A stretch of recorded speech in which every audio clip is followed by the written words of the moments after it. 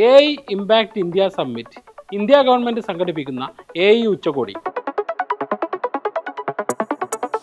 20ഓളം രാഷ്ട്രതലവന്മാരും അന്താരാഷ്ട്ര AI company മേധാവികളും പങ്കെടുക്കുന്ന ഗംഭീര പരിപാടി. നമ്മുടെ രാജ്യത്തെ AIയുടെ കേന്ദ്ര ബിന്ദുവാക്കാൻ തയ്യാറാക്കിയ പദ്ധതി. എന്നാൽ അതിൽ ആദ്യ ദിവസങ്ങളിൽ കല്ലുകടിയായത് ഗൽഗോട്ടിയാസ് യൂണിവേഴ്സിറ്റിയുടെ ചൈനീസ് റോബോ നായയാണ്.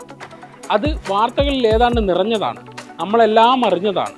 ഒടുവിൽ ചൈനീസ് റോബോയെ കാണിച്ചു പറ്റിച്ച യൂണിവേഴ്സിറ്റിയുടെ സ്റ്റാളിലേക്കുള്ള വൈദ്യുതി വിച്ഛേദിച്ചാണ് ഈ ടീമിനെ ഈ ഉച്ചകോടിയിൽ നിന്ന് പറഞ്ഞുവിട്ടത്.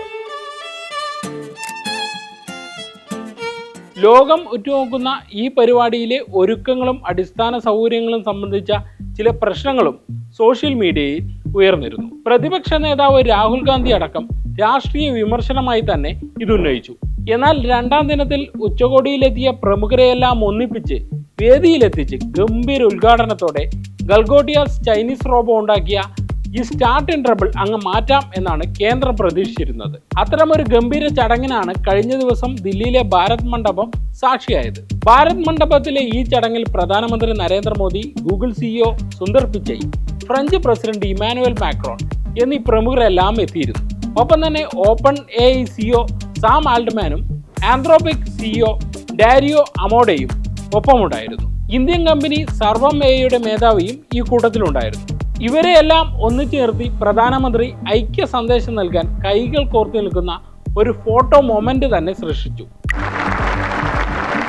അതെ, ഈ വീഡിയോയിൽ ചർച്ചയായത് വേറെ വിഷയമാണ്. ഓപ്പൺ AI CEO സാം ആൾട്ട്മാനും ആന്ത്രോപിക് CEO ഡാരിയോ അമോഡയും കൈകോർക്കാൻ വിസമ്മതിച്ച് മുഷ്ടി ചുരുട്ടി പിടിച്ചു നിൽക്കുന്ന ഭാഗമാണ് വൈറലായത്.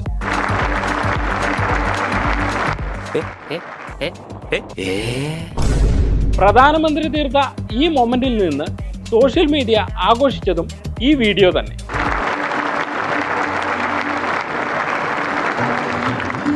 Thank you, tech leaders. ഈ വീഡിയോയിൽ ഒരു കാര്യം വ്യക്തമാണ്. ലോകത്ത് ഇന്നുള്ള മികച്ച 2 AI ടൂളുകളായ ChatGPTയും ക്ലോഡും നിർമ്മിച്ച കമ്പനികളുടെ മേധാവികൾ ഈ ഐക്യ സന്ദേശത്തിന് ഒന്ന് മടിച്ചു.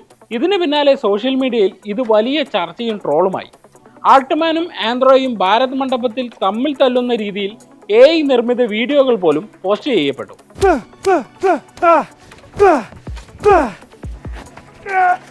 AI ശീതയുദ്ധം എന്നാണ് സോഷ്യൽ മീഡിയ ഇതിനെ വിശേഷിപ്പിച്ചത്. സൂപ്പർ ഇന്റലിജന്റ് മെഷീനുകൾ നിർമ്മിക്കാൻ ഇവർക്ക് സാധിക്കും, പക്ഷേ പരസ്പരം കൈകോർക്കാൻ കഴിയില്ല എന്ന് പരിഹസിച്ചവരുമുണ്ട്.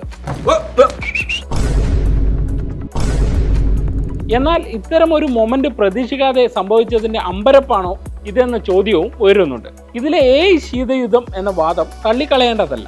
ആന്ത്രോപിക് ഇന്ന് ഓപ്പൺ AIയുടെ ഏറ്റവും വലിയ എതിരാളികളാണ് AI ലോകത്ത്. ഈ പോരിന് 2021 മുതലുള്ള പഴക്കമുണ്ട്. മുൻപ് ഓപ്പൺ AIയിലെ മുതിർന്ന ഉദ്യോഗസ്ഥനായിരുന്നു ഡാരിയോ അമോഡെ. എന്നാൽ കമ്പനി AI സുരക്ഷയേക്കാൾ കൂടുതൽ പ്രാധാന്യം വാണിജ്യവൽക്കരണത്തിന് നൽകുന്നു എന്നാരോപിച്ച് ഇദ്ദേഹം ഓപ്പൺ AIയിൽ നിന്ന് രാജിവെച്ചു. സിലിക്കൺ വാലിയിൽ 2 പതിറ്റാണ്ടിനുള്ളിൽ നടന്ന ഏറ്റവും സൈദ്ധാന്തികമായ വേർപിരിയൽ എന്നാണ് അന്ന് ഇതിന് ടെക് ലോകം വിശേഷിപ്പിച്ചത്.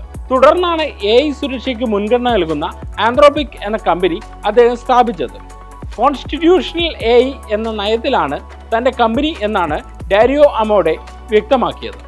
അദ്ദേഹം ഓപ്പൺ AIയിൽ നിന്ന് ഇറങ്ങുമ്പോൾ അവിടെയുള്ള വലിയൊരു ടീമിനെ തന്നെ ഒപ്പം കൂട്ടിയിരുന്നു. ഈ 2 കമ്പനികളും ഇന്ന് AI രംഗത്തെ പ്രധാന എതിരാളികളാണ്. ChatGPTയും ക്ലൗഡും തമ്മിലുള്ള മത്സരത്തിനൊപ്പം മികച്ച പ്രതിഭകളെയും നിക്ഷേപത്തെയും കണ്ടെത്താൻ ഇരുവർക്കുമിടയിൽ കടുത്ത പോരാട്ടം നടക്കുന്നുണ്ട്. എന്നാൽ ഇതൊരു വേദിയിൽ കാണിക്കുന്നത് ശരിയാണോ എന്നതാണ് ചോദ്യം. എന്തായാലും മോദിക്ക് മുന്നിൽ AI ലോകത്തെ ഒരു അയ്യപ്പനും കോശി രംഗം അരങ്ങേറി എന്നാണ് സോഷ്യൽ മീഡിയ ഇതിനെ വായിച്ചെടുക്കുന്നത്. എന്നാൽ ഇതിനൊരു ടൈലൻഡ് കൂടിയുണ്ട് എന്നാണ് സോഷ്യൽ മീഡിയയിൽ പ്രചരിക്കുന്ന ഒരു വീഡിയോ പറയുന്നത്. മണി കൺട്രോൾ എന്ന മാധ്യമത്തിന്റെ ലേബലിൽ പ്രചരിക്കുന്ന ഈ വീഡിയോ സർക്കാരിന്റെ വിമർശകർ പോസ്റ്റ് ചെയ്തിട്ടുണ്ട്. ഇതിൽ open AI CEO Sam Altman സംഭവത്തിൽ പ്രതികരിക്കുന്നത് ഇങ്ങനെയാണ്. I didn't know what was happening. I was so confused, like when he grabbed my hand and put it up, and I just wasn't sure what we were supposed to be doing. I thought it was the open claw. It was. വേദിയിൽ എന്താണ് നടക്കുന്നതെന്ന് എനിക്കറിയില്ലായിരുന്നു. ഞാൻ ആശയക്കുഴപ്പത്തിലായിരുന്നു. അദ്ദേഹം എൻ്റെ കൈപിടിച്ചുയർത്തി. ഞങ്ങൾക്ക് എന്താണ് ചെയ്യേണ്ടതെന്ന് ഒരു വ്യക്തതയുമില്ലായിരുന്നു. മോദിയുടെ സ്ഥിരം ട്രിക്ക് എന്നാണ് വിമർശകർ പതിവ് പോലെ പറയുന്നതെങ്കിലും ഒരു ആശയക്കുഴപ്പം ഇവിടെ സംഭവിച്ചിട്ടുണ്ട് എന്നാണ് OpenAI CEO പറയുന്നത്. എങ്കിലും AI ശീതയുദ്ധത്തിൻ്റെ വീക്ഷണകോണിലാണ് ഈ സംഭവം അറിയപ്പെടുക എന്ന് ഉറപ്പാണ്.